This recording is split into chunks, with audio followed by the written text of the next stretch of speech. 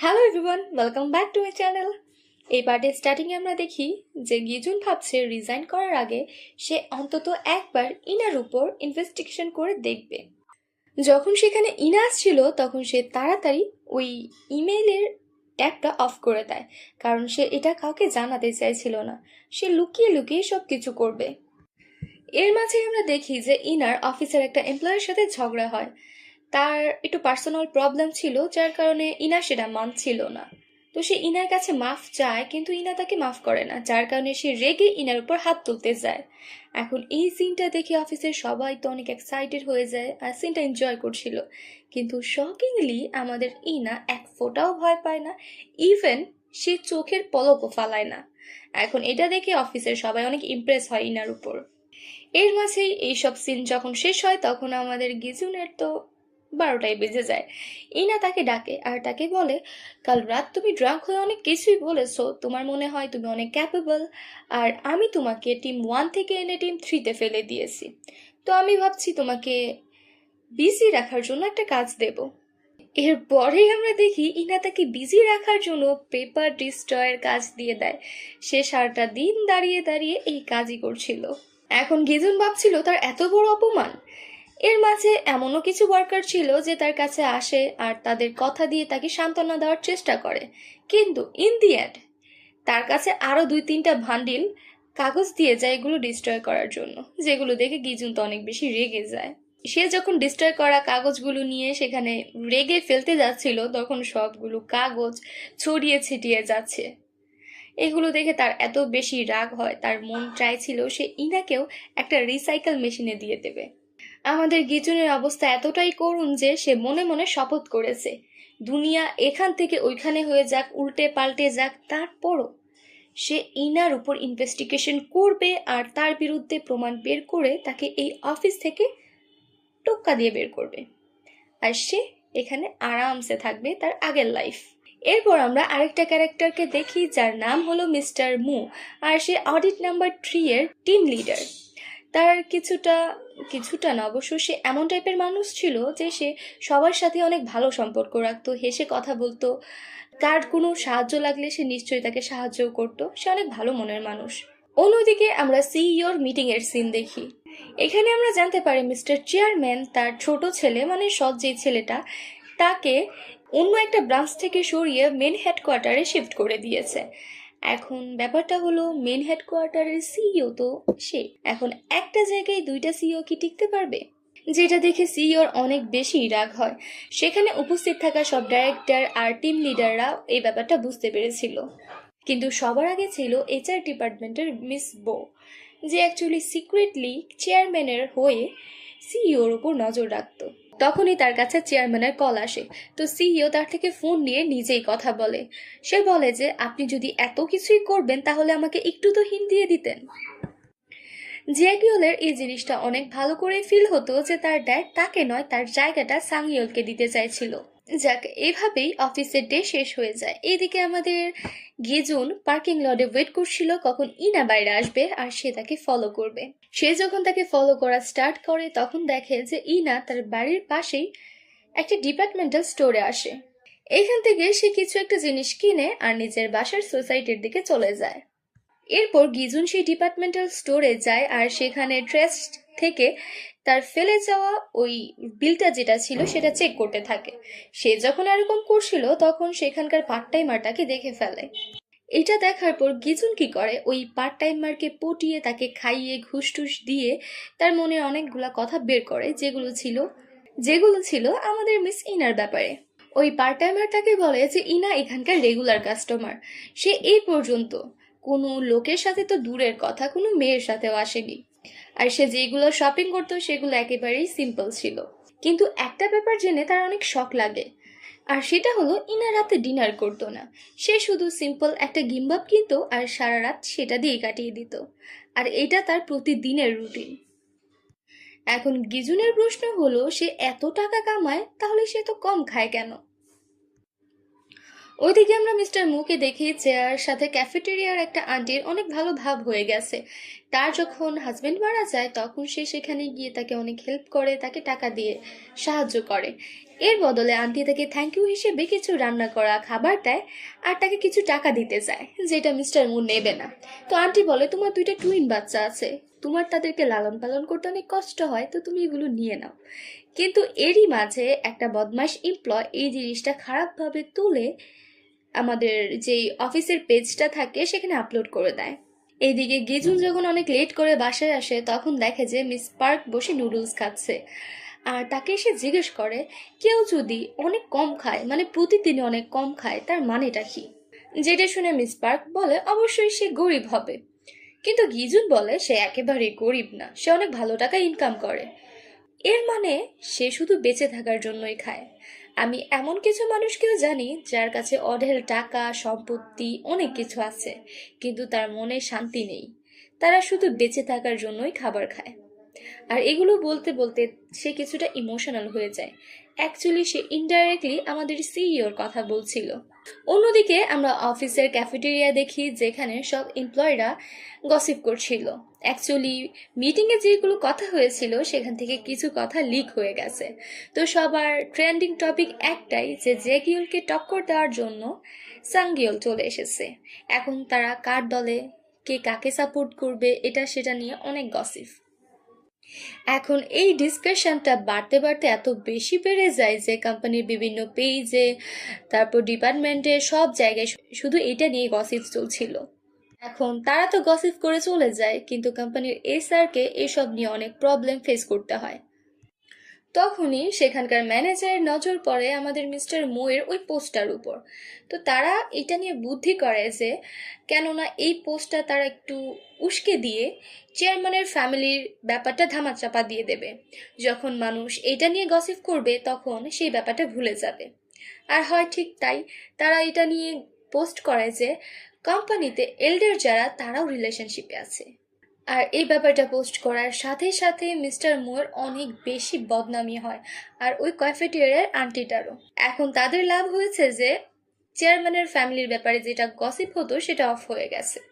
মানে একটা মানুষ কতটা খারাপ হলে, জঘন্য হলে এসব কাজ করতে পারে, নিজের স্বার্থটা দেখে অন্যটা ভুলে যায়।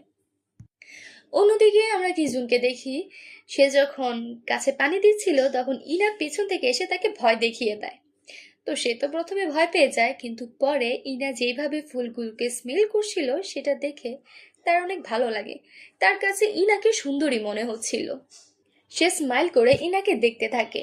যখন ইনা এটা খেয়াল করে তখন তাকে বলে, তুমি কি আমায় নিয়ে মজা করছো? তখন আমাদের গিজন বলে, আরে না, আমি ভাবছি আপনার সেন্স অফ হিউমার কতটা ভালো, আপনি আমাকে কত ভালোভাবে ভয় দেখিয়েছেন। কিন্তু আমি এটা বুঝি না মানুষ আপনাকে নিয়ে এত মিসআন্ডারস্ট্যান্ডিং কি করে করে।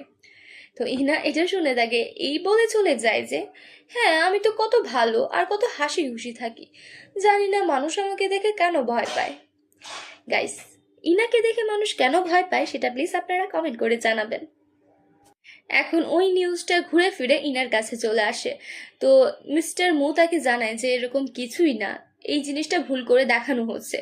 ইনা বলে, তো সেটা তো আর আমি জানি না, কিন্তু আপনার উপর ইনভেস্টিগেশন করা হবে, আপনি এক সাইডে যাবেন আর এটার উপর প্রপার একটা রিপোর্ট বানিয়ে তারপর আমরা ডিসাইড করব কি করা যায়। এখন টিম নাম্বার 3 না, বরং টিম নাম্বার 1 থেকে একজনকে অডিটের জন্য লাগিয়ে দেওয়া হয়। এরপর সে মিস্টার মুরও ইন্টারভিউ নেয় আর ওই ক্যাফেটেরিয়ার লেডিটারও। এরপর মিস্টার মু যখন বাসায় আসে তখন তার ওয়াইফ এই ব্যাপারটা নিয়ে তাকে কোনো কিছু জিজ্ঞেসই করে না, উল্টো প্র্যাকটিক্যালি তাকে ঘর থেকে বের করে দেয়। পরদিন অফিসে যখন সবাই আসে তখন দেখে যে মিস্টার মু সারা রাত অফিসেই ছিল। কাল রাতে আরো কিছু হয়েছিল। গিজুন যখন ইনাকে ফলো করছিল তখন সে দেখে ইনা বাড়ির দিকে না অন্য কোথাও যাচ্ছে, যেটা দেখে গিজুন অনেক খুশি হয়ে যায়। সে ভাবে আজকে একটা প্রমাণ তো পাবই। এরপর সে একটা জায়গায় গিয়ে থামে আর সেখানের গলির ভেতরে এন্টার করে, যেটা দেখে গিজুনও তাকে ফলো করে, কিন্তু অনেকটা দূরত্ব রেখে। তারপর এই গলি ওই গলি করে ফাইনালি সে কোথাও একটা ঢুকে পড়ে। এখন সে যখন সামনে যায় তখন দেখে যে এটা অন্য কোনো জায়গা না, বরং একটা আর্ট স্টুডিও। আর সেটা হলো শুধু মেয়েদের জন্য। তখন গিজুন ভাবে, ও আচ্ছা, মনে হয় এটা ওর হবি আর আমি ওকে ভুল ভাবছিলাম। গিজুন ভাবে সে হয়তো বা কখনোই তার বিরুদ্ধে কোনো প্রমাণ পাবে না। ইনা যখন মিস্টার মুয়ের ব্যাপারটা জানতে পারে তখন সে তাকে বলে, প্লিজ আপনি কিছুদিন অফিসে আসবেন না। সে যখন যাচ্ছিল তখনই ওই ক্যাফেটেরিয়ার লেডির ছেলে সেখানে চলে আসে। সে এসে মিস্টার মুকে অনেক বেশি মারে, আর তার যা একটু মান সম্মান বেঁচে ছিল সেটাও চলে যায়, আর মানুষ এগুলো ভিডিও করে পোস্টও করে দেয়। এত স্টেজ সহ্য করতে না পেরে মিস্টার মো সোজা হসপিটালে পৌঁছে যায়। এখানে তার টিম মেম্বাররা তাকে অনেক ভালো করে চিনতো, তারা জানতো যে সে এরকম কিছুই করতে পারে না, কিন্তু তারা স্ট্যান্ড নেবে তো কি করে নেবে। এর মাঝেই তারা রিপোর্ট পায় যে মিস্টার মোর ওই লেডির সাথে কোনো রকম কোনো সম্পর্কই ছিল না, কিন্তু তারপরও ক্যাফের যে এক্সট্রা খাবার ছিল সে সেটা তাকে দিয়েছে, আর আউটসোর্স এমপ্লয়ের সাথে সে টাকা লেনদেন করেছে। আর এই ব্যাপারটাকে মিসকন্ডাক্ট তো বলাই যায়, কিন্তু ক্যারেক্টারকে না। এর বদলে তাকে কিছুটা শাস্তি দেওয়া হবে, যেটা শুনে পুরো টিম 3 অনেক বেশি রাগ উঠে যায়। তারা বলছিল ইনা এমনটা কেন করছে, যেটা শুনে অডিটর বলে যে এখানে ইনার কিছু করার নেই, কারণ এই ব্যাপারটা পাবলিক অনেক বেশি রেসপন্স করছে। তাদেরকে ধামাচাপা দেওয়ার জন্য অন্তত এটা করতে হবে, না হলে এটা আরো বেশি ভাইরাল হয়ে যাবে। এখন টিম 3 এর সব মেম্বার ডিসাইড করে যে তারা ইনার সাথে কথা বলবে। তারা তার জন্য একটা মেসেজ রেখে যায় যে রুফটপে আসো, তোমার সাথে আমাদের কথা আছে।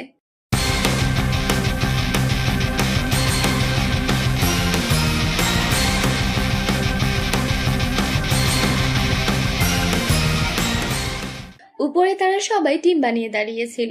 তো তারা বলে, আপনি এমনটা কি করে করতে পারেন, যেখানে আপনি জানতে পেরেছেন মিস্টার মোয়ের কোনো দোষ নেই, তারপরও কেন আপনি তাকে শাস্তি দেবেন?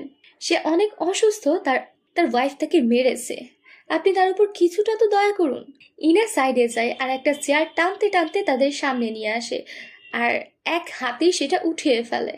এখন তারা যারা গ্যাং বানিয়ে দাঁড়িয়েছিল সব গ্যাংস্টারের তো হাওয়াই বের হয়ে যায়। এরপর সে চেয়ারটা সোজা করে বলে, আমার তো পা ব্যথা হয়ে গেছে এতক্ষণ যেহেতু দাঁড়িয়েছিলাম। কিন্তু তারা ভাবছিল সে হয়তো বা তাদেরকে মারবে। তারা ইনাকে ভয় দেখানোর চেষ্টা করে যে আমরা স্ট্রাইকে চলে যাব।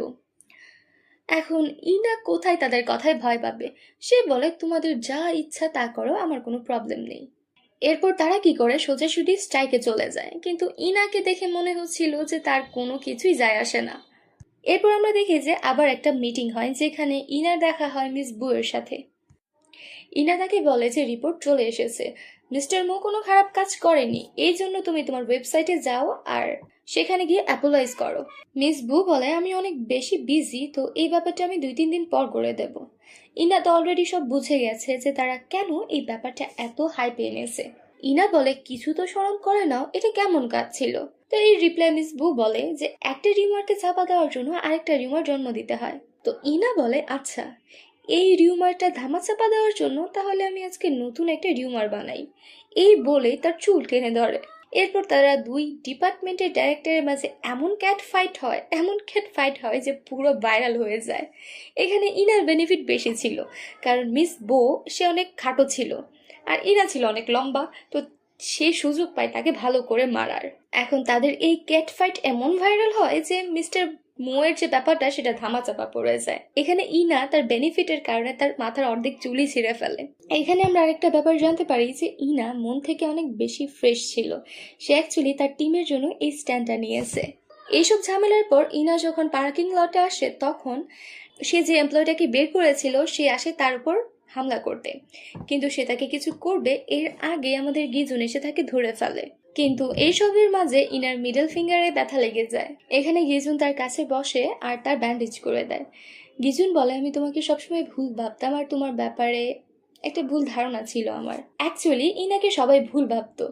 এখানে ইনা একটা ব্যাপার রিয়েলাইজ করে যে গিজুনই সর্বপ্রথম মানুষ যে তাকে ভালো করে বুঝতে পারছে। এরপর ইনা তাকে নুডলস খেতে দেয়, কিন্তু যখনই গিজুন তার বিরুদ্ধে কিছু বলে তখন সে রেগে ওই নুডলসটা নিজে নিয়ে খেতে থাকে। অন্যদিকে আমরা মিস পার্ককে দেখি যে একটা স্টুডিওর কার্ড কি সিইওকে ফেরত দিচ্ছিল আর তাকে বলছিল এটার আমার এখন আর দরকার নেই। সিইও বলে, তোমার ফ্যামিলি প্রবলেম কি সলভ হয়ে গেছে? মিস পার্ক বলে, না ওইটা তো সলভ হয়নি, কিন্তু এখন আমি কোথায় থাকছি আর আমি সেফ কি না সেটা আমি আপনাকে বলবো না, কারণ আমি চাই আপনি আমার ব্যাপারে ভাবুন আর আমার জন্য চিন্তা করুন। এর পরের সিনে আমরা দেখি যে সাংগিয়েলও চলে এসেছে। সাংগিয়েল এসেই সবার সামনে সিইওর সাথে অনেক ভালো ব্যবহার করে। তাকে দেখে মনে হচ্ছিল তাদের দুই ভাইয়ের মধ্যে কোনোই ঝামেলা নেই, তারা অনেক ভালো ভাই।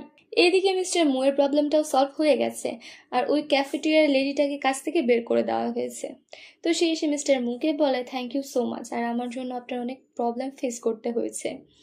আমি অন্য একটা জায়গায় ভালো পেমেন্টের চাকরি পেয়ে গেছি, তো আপনি চিন্তা করবেন না। মানে এই দুনিয়াতে মিস্টার মু আর ওই ক্যাফের লেডিটার মতো ভালো মানুষ আছে। এখন ইনার ওই ঘটনার পর টিম 3 এর মেম্বারদের কাছে ইনা তো তাদের প্রিন্সেস হয়ে গেছে, তাদের কলিজার টুকরা। তারা সব সময় তার আশেপাশে থাকতো, তার সেবা করতো, তার কি লাগবে সেটা দিত। ইনা বারবার তাদের ক্ল্যাপ করে ডিসমিস করে দিত, একদম মাছির মতো। এদিকে আমাদের গেসুন ভাবছিল যে না, ইনার ব্যাপারে কোনো প্রুফ পাওয়া সম্ভবই না। তখনই তার মাথায় একটা ব্যাপার ক্লিক করে। আর্ট ক্লাসে যে ইনা যায় বারবার, সে খালি হাতে যায়, কিন্তু বাকি যে মেয়েরা আছে তাদের কাছে আর্টের টুলস এটা সেটা অনেক কিছু থাকে। তো সে বুঝতে পারছে না ইনা সেখানে কেন যায়। সে অনেক বেশি কিউরিয়াস হয়ে যায়, তাই সে দেখার জন্য ভেতরে আসে। আর আসার পর দেখে যে ইনা সেখানে আর্টের স্টুডেন্ট না, বরং সেখানকার মডেল। আর সে সেখানে অ্যাডাল্টসদের আর্টের হিউম্যান স্ট্যাচু হয়ে দাঁড়িয়েছিল।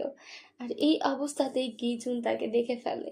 আর তাকে যে গিজুন দেখছে সেটা সেও দেখে ফেলে, কিন্তু সে কোনো এক্সপ্রেশন দেয় না, পুরো স্ট্যাচু হয়ে যায়। অ্যাকচুয়ালি তার কাজই স্ট্যাচু থাকা। আর গিজুনকে দেখে তো সে পুরো মূর্তি হয়ে যায়। এখন নেক্সট সিনে কি হবে, সে কেন এখানে এসব করে, সেটা জানার জন্য আমার চ্যানেলকে অবশ্যই সাবস্ক্রাইব করবেন। যদি ভিডিও ভালো লাগে তাহলে লাইক, কমেন্ট অ্যান্ড শেয়ার করবেন। Stay connected. Bye bye.